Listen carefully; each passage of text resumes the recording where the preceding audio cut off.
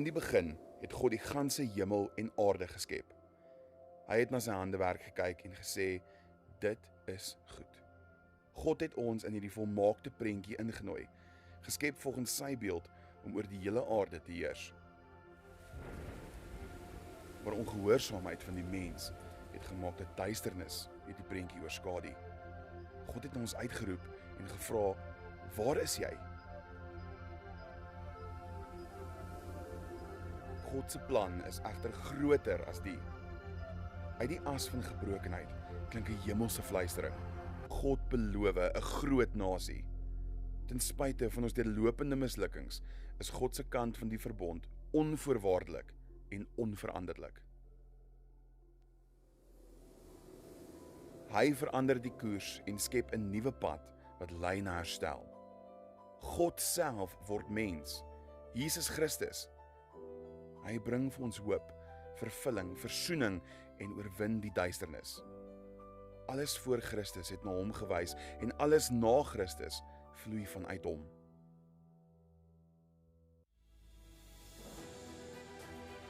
Uit hierdie is ons opdrag duidelik. Gaan dan, maak al die nasies my disippels. Nooi mense in God se groter prentjie in. Vertel hulle van Jesus, ons verlosser, en wees die lig in 'n donker wêreld. Hierdie missie kan nie gestop word nie, en dit word deur God self aangedryf. Deur Christus se offer kan ons voor God se oordeel staan in absolute dankbaarheid en genade. Hier sal skaduwees ontbloot word en boosheid vernietig word. Van skepping tot nuwe skepping, die finale beweging van God se groter prentjie. Die eindbestemming waar alle dinge in Christus herstel, vernuwe en ewig volmaak sal wees. Hemel en aarde versoen. Hierdie is God se groter prentjie. Lewendig, kragtig, relevant. Hoe lyk jou plek daarin? Goeienaand, my Morletta Nocturnal, amper sê ek vir julle my day. Dis ongelooflik lekker om saam met julle vanaand te wees, soos wat ons in hierdie 6de handeling van God se groter prentjie is. Is dit nie ongelooflik nie? Ons is kinders wat in God se beeld gemaak is, mense wat deur God geskape is, en ons het die voorreg om ons Skepper se storie te oordink en te ken en te sien hoe hierdie storie in ons lewens behoort te leef en te verander en te vernuwe. Wat 'n ongelooflike gedagte is dit nie? So ek wil vir ons bid en vra dat die Here jou regtig vanaand sal kom ontmoet, soos wat ons na hierdie verskriklike, ernstige, tog goeie nuus gedeelte van finale oordeel moet kyk, dat die Here met jou sal kom besigheid doen vanaand. So kom ons sluit die oë en vra dat die Here regtig met ons sal kom besigheid doen. Ons hemelse Vader, ek kom voor U en ek pleit vanaand dat U met elkeen van ons ontmoeting sal hê. Here, hier is nie een van ons wat vanaand hier sit, wat U finale oordeel sal vryspring nie. Iemand gaan of vir ons intree op daai dag, of ons gaan op ons eie dade geoordeel moet word, Here, oor ons eie krag en ons eie manier van doen en late. Here, dit maak die erns van vanaand so diep, so gewigtig, so heilig, dat vanaand 'n voldoende aand is om gewaarsku te wees voldanig vir hierdie oordeelsdag. So Heilige Gees, ek pleit dat U 'n diep werk in ons elkeen sal kom doen. Daar waar elkeen van ons se lewens is, daar waar ons elkeen hier uitloop vanaand in 'n realiteit, in 'n wêreld in, dat U met elkeen van ons sal kom ontmoet in daai wêreld. Dat die goeie nuus van die evangelie, van die groter prentjie, vanaand sal kom sin maak. Selfs al is ons hier vanaand en ons wil nie hier wees nie, of ons geforseer om hier te wees, pleit ek, Here, asseblief praat met ons elkeen. Here, neem my weg, neem al die periferie weg en kom praat helder en duidelik met U kinders. Ons smeek dit in U magtige naam. Amen. Nocturnal, ons almal weet dat eksamens skryf is deel van ons doen en late. Is dit nie waar nie? Wie van ons hierso is verskriklik mal daaroor om eksamen te skryf? Bly die hande is relatief af. Ek weet daar's altyd so een of twee wat sê, "Jesus, ek is mal daaroor." Maar eksamen skryf is regtig nog steeds deel van my lewe. Ek kan nie onthou wanneer laas ek eksamen skryf, seker omtrent 10 jaar terug.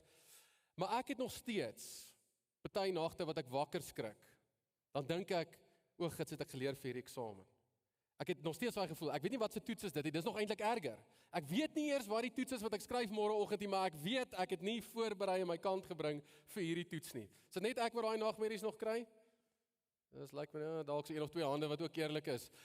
Dis 'n realiteit wat baie van ons het met eksamens. En so is daar groot goed in jou lewe. Dis nou nie net meer eksamens in ons lewe nie. Soos jy ouer word, raak dit werksonderhoude, dit raak moeilike gesprekke by die werk, dit raak 'n nuwe werk aansoek, onderhoud waardeur jy moet gaan. Dit raak jou troudag. Voel soos 'n eksamen partykeer van hierdie belangrike dag. En so is daar in jou lewe hierdie eksamens wat jy skryf, hierdie belangrike dae wat oor jou pad kom. En die finale oordeel in God se koninkryk is vir my een van hierdie eksamensskryf oomblikke, is dit nie?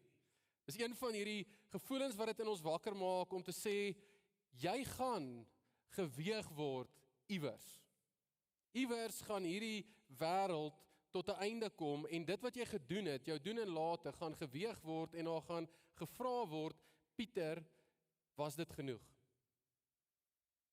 Sit in jou eie naam, was dit genoeg?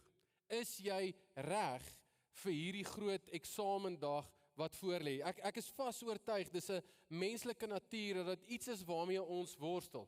Nou in ons kultuur is daar basies twee groot kampe waarin jy kan beland soos dit kom by God se finale oordeel, hierdie groot eksamen wat ons almal gaan skryf. En die een is om te sê ek is konstant in vrees. Ek is konstant in hierdie geweldige oomblik van angs en wonder, is ek okay? Is die Here tevrede met my? Gaan hy my werklik toelaat om in te kom in sy ewige hemel en die ewigheid wat voorlê? Of jy's dalk aan die ander kant en jy sê, ag, weet jy wat, Jesus het vir my sondes gesterf, ek weet hy is lief vir my en ek is okay. Ek kan aangaan met my lewe, daar's ander belangriker goed nou vir my op hierdie oomblik, ek kom kerk toe, ek bring my kant so ver ek kan, maar solank dit net nie inmeng met my lewe nie, is ek eintlik alright met die Here.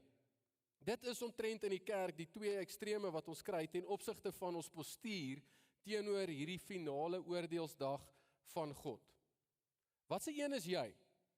Hoe lyk jou gewete, hoe lyk jou gedagtes, hoe lyk jou gedagtes spesifiek ten opsigte van hierdie groot oordeelsdag wat voorlê? Is jy een wat maar net dit op armlengte hou en sê, weet jy wat, ek is okay, moenie my nou daaroor pla nie, ek slaap rustig op die oomblik? Of is jy een wat eintlik partykeer rondrol en wonder, is ek okay? Is ek regtig okay en op 'n goeie plek met ons hemelse Here? Vir die Gen Z'ers as nog niks sin maak nie, being caught in 4K, jy weet, jy bang is, jy is nie okay nie. Imposter syndroom, jy weet, is ek regtig dalk 'n imposter in hierdie ding, of net bloot besig om fake te wees? Jok ek vir myself dat ek 'n Christen is? Wie ook al jy is, waar staan jy met God? Nou finale oordeel, is ek vas oortuig, is die missing link, die vermiste skakel wat ons persoonlike verhouding met die Here laat kwyn. Ek het myself 'n guns gaan doen en so vinnig deur van ons preekreekse gaan terugwerk by Morletta en ek moes gaan ver soek om 'n preek te hoor wat oor oordeel preek. Maar wat ek wel vir ons kan krediet gee, ons probeer gereeld vir mekaar aanmoedig van hier vooraf om te sê, maak jou saak reg met die Here. Maar as jy in die globale kerk gaan kyk en jy gaan kyk na die preke wat ons as kerkleraars preek, is dit treffend om te sien hoe min ons oor oordeel praat. Oordeel is iets van die finale oordeel wat ons so half net parkeer op die kant, omdat dit soveel emosie ontlok.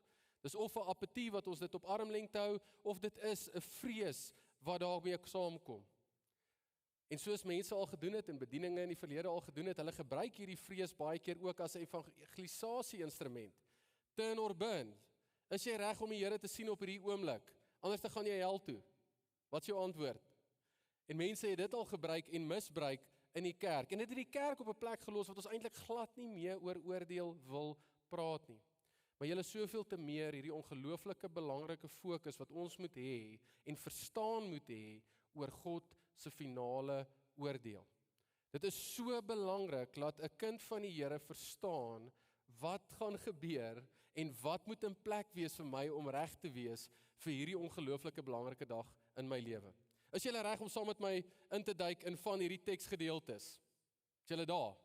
Dis belangrik. So dit moet so 'n bietjie voel soos daai eksamen wat jy gaan skryf, maar dit moet ook daar wees om jou eintlik te laat dink aan goeie nuus. So ek wil daarmee begin.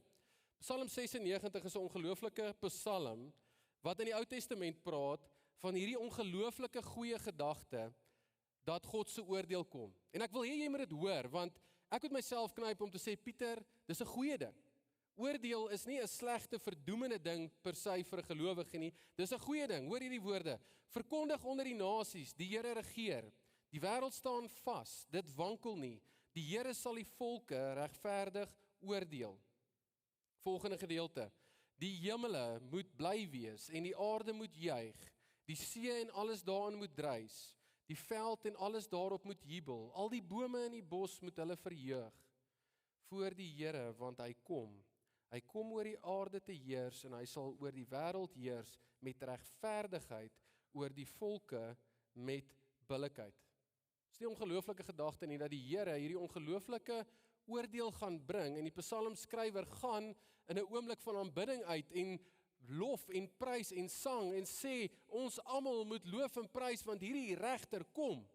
Die heerser kom, die hoofstuk 4 evangelie regter koning is hier. Wees opgewonde want sy oordeel gaan plaasvind.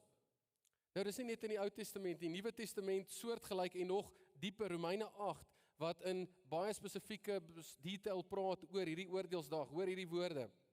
Ek is daarvan oortuig, sê Paulus, dat die lyding wat ons nou moet verduur, hierdie kant van die ewigheid en die oordeel, nie opweeg teen die heerlikheid wat God vir ons in die toekoms sal laat aanbreek nie. Dis goeie nuus, sê Paulus. Ons weet nie hoe ongelooflik hierdie heerlikheid is wat gaan aanbreek nie. Moenie vrees nie. Die skepping sien met gespanne verwagting daarna uit, die skepping, né? Dat God bekend sal maak wie sy kinders is. Die skepping is immers nog aan verydeling onderworpe, nie net uit eie keuse nie, maar omdat God dit daaraan onderwerp het. Daarbey het hy die belofte van hoop gegee. Die skepping sal self ook bevry word van sy verslawing aan die verganklikheid om tot die vryheid te kom van die heerlikheid waaraan die kinders van God deel sal hê. Vers 22, ons weet dat die hele skepping tot nou toe nog sug in die pyne van verwagting. En hierdie pyne is eintlik geboortepyne van die ander vertalings.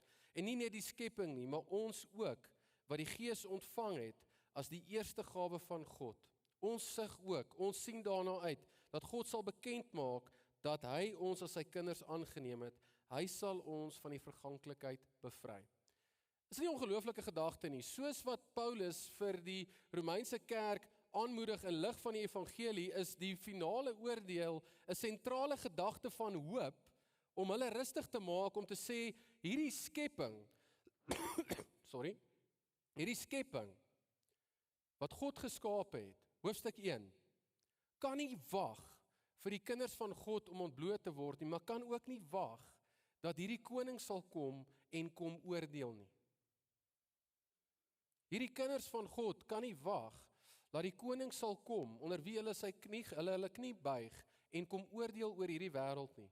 'n Regverdige oordeel wat sal hoop bring nie. Dis goeie nuus. Die finale oordeel in die Ou en die Nuwe Testament is 'n boodskap van verwagting vir hoop, vir perspektief, vir dinge om reg te wees, vir dinge om te wees soos dit moes wees in die eerste hoofstuk van God se groter prentjie. Dit is hoe dit moes wees, maar God gaan dit kom regmaak in hoofstuk 6. So hierdie finale oordeel is die tweede laaste stap waar God eers alles moet regmaak voordat hy dit gaan kom nuut maak. En ek hoop nie ek het nodig om jou te oortuig dat iemand ons wêreld moet kom regmaak nie. Ek hoop nie ek moet jou oortuig dat ons wêreld stikkend is en gebrokenheid het nie. In Suid-Afrika, as jy nog nie oortuig is nie, ek gaan jou vinnig probeer oortuig, elke 12 minute word iemand verkragt in ons land. Tussen 40 tot 50.000 mense per jaar word verkragt in net Suid-Afrika. 88 moorde per dag. 86 pogings tot moord per dag. Ons regstelsel kry dit nie reg om ongeregtigheid te vervolg nie. Van die regverdigste mense in ons land ten opsigte van integriteit en besigheid word vermoor wanneer hulle vletjieblaasters is en ongeregtigheid aan die kaak lê, in die publiek bring. En sê, julle, hier's 'n groot probleem. Hier's korruptheid by die werk. Ons is besig om die mense wat geseën moet word deur 'n hospitaal in Tembisa, deur die regering se geld en die belastingbetaler se geld, hierso is korrupsie, word uitgehaal. Babita Dekoran is in 2021 vermoor. Die Marries wat hierdie saak vervolg het en ontbloot het, is in 2023 koudbloedig vermoor, 30 kilos hier vanaf Midrand. Tot vandag toe nog niemand vervolg nie. Ek hoop nie ek het nodig om jou te oortuig dat ons in 'n stikkende wêreld leef nie. In 'n Genesis 3 realiteit, hoofstuk 2 realiteit, waar ons rug op God se perfekte skepping gedraai het en die realiteite van daai rugdraai elke dag bly sien. Treffende roemer op straat is dat dit 3 tot 5.000 rand kos om iemand te laat uithaal. So as ek nie van Jannie of Sunny hou nie, kan ek iemand 3 of 5.000 rand betaal, dan sort hulle daai probleem vir my uit. Hulle raak ontslaaf van daai persoon en niemand sal die vinger na my toe wys nie. Is dit nie 'n radikale gedagte nie? Ek bedoel, julle is nie eers geskok soos ek hier sit nie. Julle is soos, ja Pieter, ek weet dit. Jy het nie eers die nuus gesien hierdie week nie. Dit is nog erger. Ons lewe in 'n wêreld wat stikkend is en wat uitskree vir help. Mayday, help, Here. Iemand moet kom regmaak. Dis nie reg nie, dis nie hoe dit moet wees nie. En ek wil nie 'n sosiale politiese kampanje dryf nie, maar wêreldbesittings. 1% van die wêreld se bevolking besit plus minus 45 tot 50% van die wêreld se besittings. 1%. Die onderste 50% van die wêreldbevolking besit min of meer 1 tot 2% van alle globale rykdom. Is dit nie, dit voel net nie reg nie. Kan ons net dit vir mekaar sê? Ek's nie 'n sosialis of 'n kapitalis aan die ander kant nie. Ek probeer net sê hierdie wêreld is stikkend en hy's ongelyk en nie regverdig nie. Lang storie kort, Satan moet betaal vir hierdie uitbuiting wat hy gedoen het met die leuen wat hy aan Adam en Eva vertel het en ons as 'n mensdom wat beïnvloed is deur hierdie rebellie.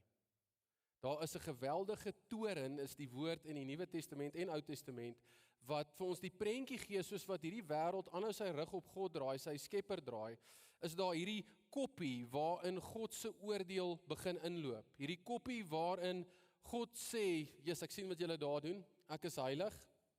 Ek kan nie toelaat dat julle hierdie jong dogtertjie verkrag nie.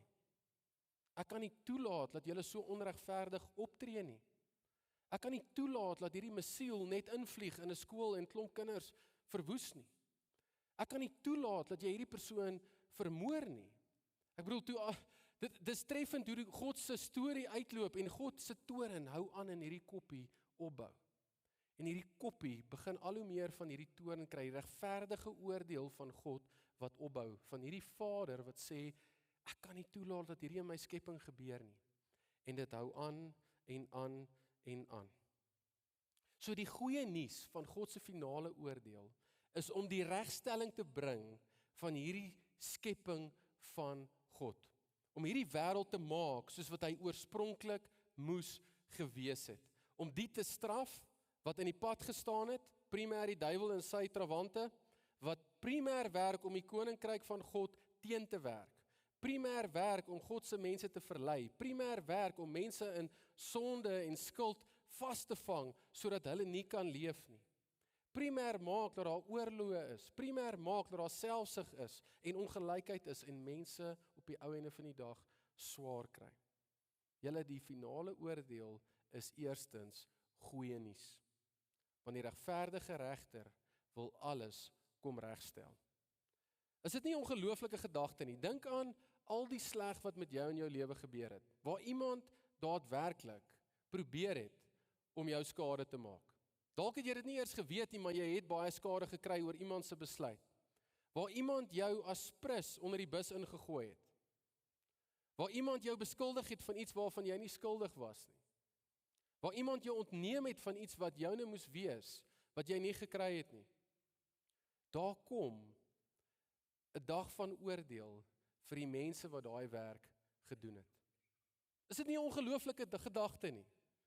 Daar sal die regte betaling, die presiese torenkoppie, sal uitgegiet word oor daai slegte goed wat gebeur het. En julle, dit bring ons by 'n punt van erkenning dat ons dit nie kan doen nie.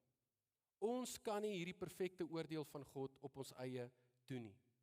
Ons kan nie veroorsaak laat daai persoon wat iets aan jou gedoen het perfek gestraf word nie. Ons regstelsel wys dit elke dag. Partykeer word iemand nie genoeg gestraf nie. Partykeer word iemand te veel gestraf. Partykeer word die verkeerde persoon gestraf. Ons as mense is nie heilig genoeg om regverdig genoeg te wees om hierdie oordeel van God perfek en reg uit te beeld nie.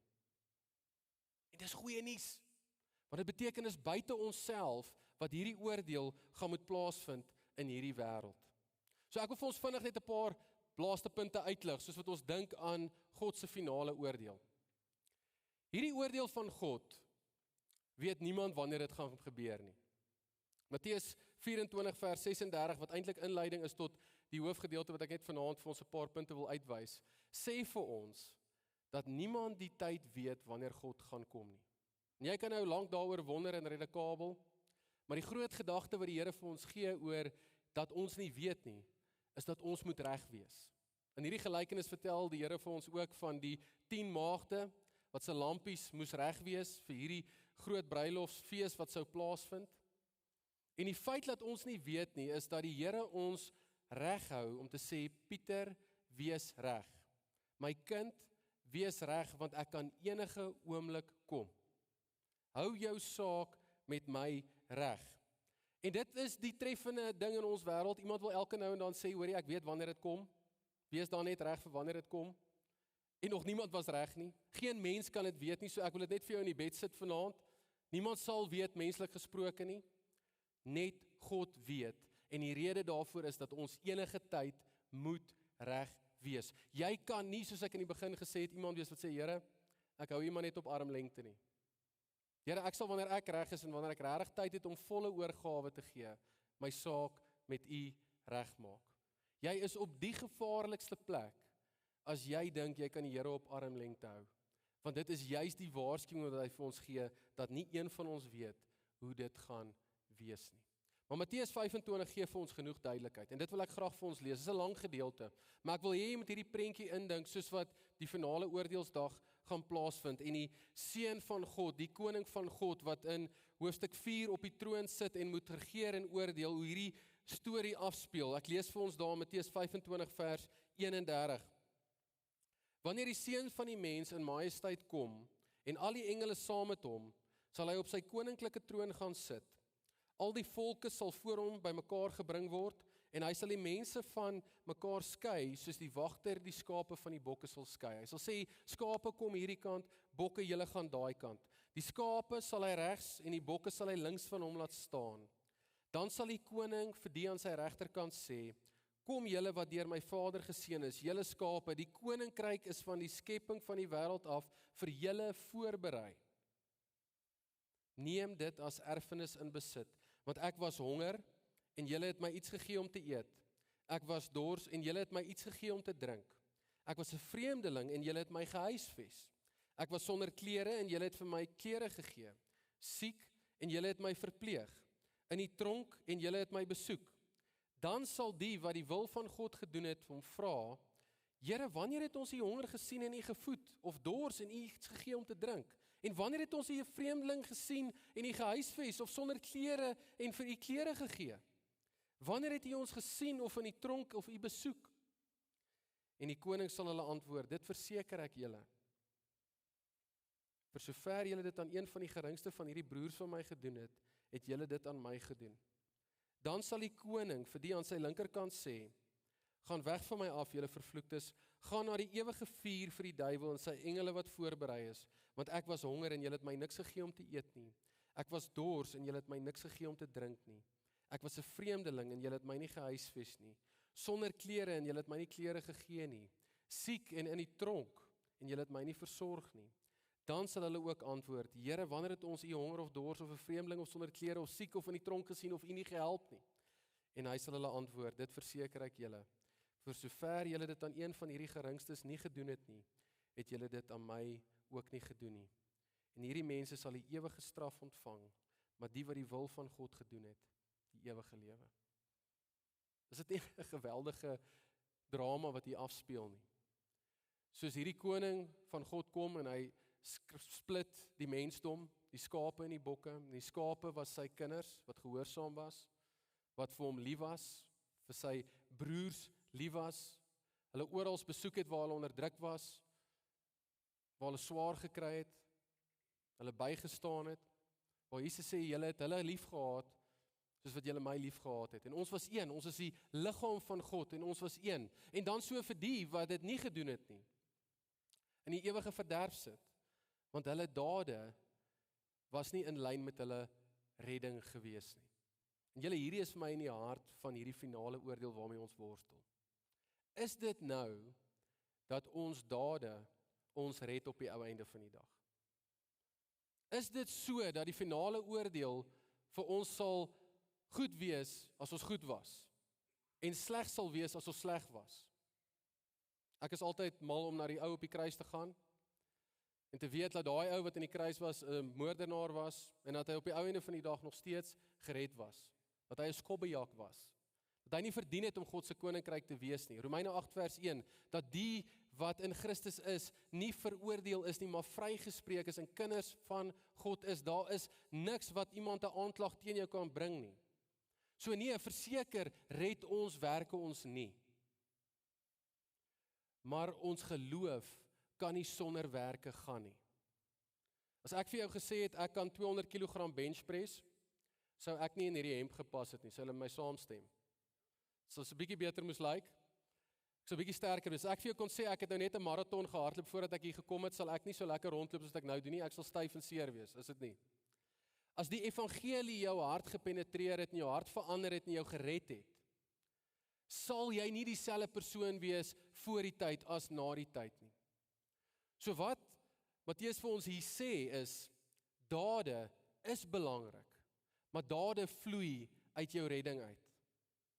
En die ding wat jou gaan regmaak vir die ewigheid is Jesus se perfekte werk. Sy perfekte evangelie wat jou red en vrymaak en jou knie wat jy voor hom buig as jou redder en jou koning. Maar daai redding en verlossing kan nie alleen wees nie. God roep jou om in dade te leef. Dade wat uit die konsekwentheid van jou redding uitvloei. Dit moet ek vir jou waarsku vanaand. Dit kan nie wees dat jy sê ek is gered nou in hierdie oomblik en my lewe lyk presies net soos die wêreld nie. Daar is iets fout daar. Iets sit vas daar. En ons twee gedeeltes wat ek net wil hê ons moet kyk wat ons gaan help verstaan waar ons kan moontlik vassit. Wat ek nodig is om my werk getrou te doen om jou te waarsku waar jy moontlik kan vassit as 'n kind van die Here. Kolossense 3 vers 5 tot 6 sê die volgende: Daarom moet julle daardie deel van julle wat op die aardse gerig is, doodmaak, onsedelikheid, onreinheid, welis en slegte begeertes en ook gierigheid wat afgodediens is. As gevolg van sulke dinge kom die toorn van God oor die seuns van ongehoorsaamheid. Wat Paulus hier doen en vir die kerk in Kolosse skryf, is om hulle te waarsku om te sê, kerk, as julle my kinders, as julle kinders van God is, kan julle nie speel met sondes in julle lewens nie. Afgodediens, goed wat jy liewer het as wat jy alleenlik vir God kan hê. Daai goed, of dit nou status is, of dit geld is, of dit sukses is, of dit vriendekring is, of dit wat ook al is wat vir jou identiteit, stabiliteit en betekenis gee, buite jou verhouding met God, het die gevaar om 'n afgod in jou lewe te word. Wat ook al daai wat as situasie is, wat vir jou sê, hierdie beteken meer wie ek is, as wie ek in God is die gevaar om jou verhouding met die Here te ontspoor. En Paulus sê vir die kerk, hou nie net op nie. Hy sê in vers 5, maak dood. Christen, jy mag moontlik op 'n plek wees waar jy hierdie oordeel van die Here nie ernstig genoeg vat nie. Waar daar sonde in jou lewe is, wat jy so half mee koester. Dit is gewoonte sondes. Dis paar slegte goed waarmee jy sukkel en nie breek nie. En Paulus sê nêrens jy mag nooit meer sondig nie. Hy sê die hart waarmee ons beklei teen sonde is om dood te maak. En ek wil jou aanmoedig, as jy voel jou verhouding met die Here is besig om sywaarts te beweeg en inteendeel bietjie agteruit te gaan, is daar 10 teen iewers 'n plek waar sonde sy kloue in jou lewe slaan. 'n Plek waar jy toegelaat het, laat iets posvat wat jy liewer het as jou verhouding met die Here. Waar jy met sonde speel. Die volgende een wat vir my in die hart van dit slaan, is hierdie gedagte van vergifnis. Ons sien in Matteus 18 vertel Jesus die gelykenis van die medewerker, hierdie mede-amptenaar, wat hy geweldig 'n groot skuld vir die koning geskuld het, hierdie mede-amptenaar. En die koning spreek hom vry. En hierdie koning sê vir hom, dis fyn. Ek vergewe jou, jy skuld my nie meer al hierdie geld nie. En soos wat daai mede-amptenaar uitloop by die koning, loop hy 'n ander amptenaar raak en hy kap hom. Hy sê vir hom, jy skuld my geld. Jy het my soveel geld geskuld, jy sal boet hiervoor. En die logika wat Jesus vir ons gee in Matteus 18, sê hy aan die einde van daai gedeelte, as jy sommer gou daarna vers 34 toe gaan, en 35, so sal my Vader, wat in die hemel is, ook met julle maak, as julle nie elkeen sy broer van harte vergewe nie. As ons nie die vertikale afstand tussen ons en God, die vergifnis wat hy vir ons bewerkstellig het, toepas op 'n horisontale vlak in ons lewens nie, kan dit wees dat jou verhouding met die Here ontspoor. Kan dit wees dat hierdie Christendom waarmee jy besig is, nie eintlik die regte ding is nie. As jy dit nie kan regkry om 'n broer of 'n suster te vergeef nie, as jy dit nie kan regkry om iemand van die hart uit te vergeef nie, kan dit wees dat jy jou eie verhouding met die Here ontspoor. En ek weet dis hard. Want die ding is, as hierdie oordeel van God werklik regtig is, en heilig is en perfek gaan wees, beteken dit ons kan nie bekostig om te maak asof dit nie 'n ernstige ding gaan wees eendag nie. Ons kan nie bekostig om nie ons broers en susters te vergeef nie. Want dan sê jy, ek is meer heilig as wat God gaan wees, wat eendag hierdie oordeel gaan doen. Ek het dit reg gekry om jou te oordeel vir wat hier aangaan. Maak dit sin? Ek wil jou aanmoedig, Christen, as jy op daai plek is, moenie speel met onvergewensgesindheid en sonde wat jy naby aan jou hart koester nie. Dit het die vermoë om jou verhouding met die Here te vermorsel. Dis so goed ek sê vir jou, ek het 'n leeu hierso, hy's in 'n hok, en jy wil al hoe nader aan hom kom en jy wil hom lekker vryf, hy lyk soos 'n kat, net bietjie groter met skerp tande en brede naels. En jy maak asof dit alright is, en hy kan jou niks doen nie. Hy kan jou verwoes. En dis dieselfde met sonde, dis dieselfde met onvergewensgesindheid in jou hart. Dit kan wys dat jy eintlik nooit werklik gered is nie. Maar dalk sit jy ook vanaand hier en jy het nog nie jou saak met die Here reggemaak nie. Ek moet jou ten minste van die hart af waarsku en sê, maak jou saak met die Here reg. Jy kan nie bekostig om te speel met sonde in jou lewe nie. Jy kan nie bekostig om nie jou saak met die Here reg te maak nie. Dit is 'n geweldige groot ding wat kom, die oordeel van God. Matteus 10 vers 14 sê die volgende: As iemand julle nie ontvang nie en nie na julle woorde luister nie, gaan uit sy huis of uit daardie dorp uit en skud die stof van julle voete af. Dit verseker ek julle, dit sal oordeelsdag vir die gebied van Sodom en Gomorra draagliker wees as vir daardie dorp wat God verwerp het. Ek kan op my knieë gaan vanaand en ek kan by jou pleit. As jou saak met die Here vanaand nog nie reg is nie, ek smeek jou voor die Here, moenie hier uitloop en dit nog nie reg hê nie. Ek smeek jou, ek kan net op my knieë gaan. Ek kan net vir jou sê wat in Matteus 10 vers 14 tot 15 staan. Dat dit meer draagliker sal wees vir Sodom en Gomorra waar die suurreën van God neergereën het en oordeel oor daai stad gekom het. Dat dit meer draagliker sal wees as vir die persoon wat die oordeel van God eendag moet ingaan. Julle, ek kan nie aan iets meer vreesaanjaends dink as jou saak met die Here nie vanaand reg is nie. Asseblief hoor dit uit my hart uit. En moenie uit my hart uit hoor nie, hoor dit uit die woord van die Here uit. As jy vanaand hier uitloop en jou saak met die Here is nie reg nie, smeek ek jou om te besef in watse oordeel gaan jy inloop eendag. En mag die Here niks met jou laat gebeur as jy nog nie jou saak met die Here reg het voordat jy hier uitloop vanaand. Maar ek smeek vir jou, maak jou saak met die Here reg. Ek smeek vir jou Christen, as daar onvergewensgesindheid in jou hart is, as daar sonde in jou lewe is waarmee jy nie besigheid doen nie, breek met dit. Kry help. Want die finale oordeel van God is soos daai groot eksamen wat vir ons elkeen kom. En ek kan nie altyd sien waar jy is nie. Ons as leraars kan nie weet of jy okay is met die Here nie. Net jy weet. Asseblief maak jou saak met die Here reg. So ek wil vanaand gaan ons 'n geleentheid skep. Almal met die geel lanyards is hier voor. Maar as jy 'n gelowige is en jy voel jy het gebed nodig om iemand te vergewe of ernstig met sonde in jou lewe te breek, asseblief moenie hier uitgaan sonder omdat iemand vir jou bid of saam met jou bid nie. Hierso is 'n QR-kode op die skerm ook agter my wat jy kan skandeer om ook iemand te kry dalk as jy skaam is om vorentoe kom en saam met jou op pad loop. Maar ek smeek jou asseblief Christen, moenie vanaand hier loop sonder dat jou saak met die Here reg is nie. En dan soveel te meer as jy nog nie jou saak met die Here reg gemaak het. Asseblief, moenie hier uitloop sonder dat jy met die Here reg is nie.